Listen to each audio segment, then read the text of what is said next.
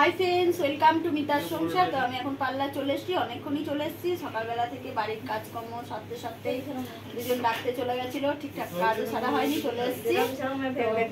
এখন চুলকিটার hair cutting হবে। আর এই যে এসো এসো এসো এসো এই বুনিদের আইব্রো হলো, দুটো বুনি। এই যে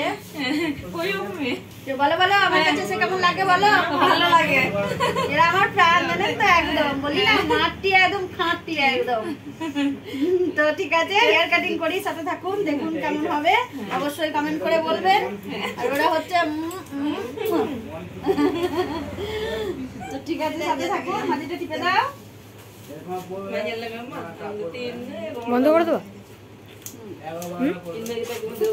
হেয়ারটা ছোটই আছে আর একটু হালকা ছোটর মধ্যে কাটছি। হ্যাঁ করে দাও, বন্ধ করে দেবো। মোটামুটি চাইনিজ কাটিং রেডি। এবার ওর দাদা বলছে যে একটু ছোট ছোট করে দিতে, কারণ বর্ষাকাল তো ভেজার ব্যাপারটা আছে, স্কুল যাবে, বাড়ি চলে আসবে। আমরা যদিও বারণ করি পার্লারে যে মিডিলে চুল কাটলে এই যে থোকের ব্যাপারটা চাইনিজ কাটের এটা আসে না, নষ্ট হয়ে যায়, কিন্তু যেহেতু বলছে যে কেটে দিতেই হচ্ছে। আর সত্যি করে বলতে কি, আমাদের এদিকে গ্রাম্য এলাকা তো, যার জন্য বাচ্চারা কিন্তু সেইভাবে বাড়িতেও থাকে না, একটু ঘুরে বেড়ায়, খেলাধুলা করে, ভেজার ব্যাপারটাও আছে। হয়তো দেখতে একটু লাগবে, কিন্তু সেফটি থাকবে।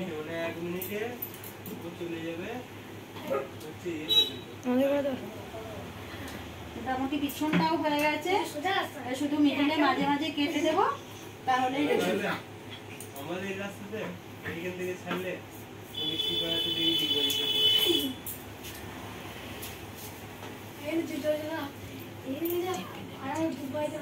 তো হেয়ার কাটিং রেডি।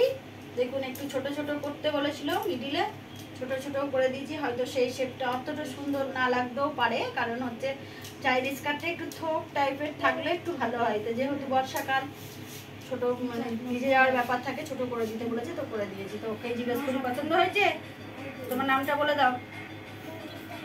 অঙ্কিতা ধারা। অঙ্কিতার জন্য আমার চ্যানেলটিকে অবশ্যই সাবস্ক্রাইব করে, লাইক করে, শেয়ার করে দেবেন। বাই করে দাও অঙ্কিতা, বাই।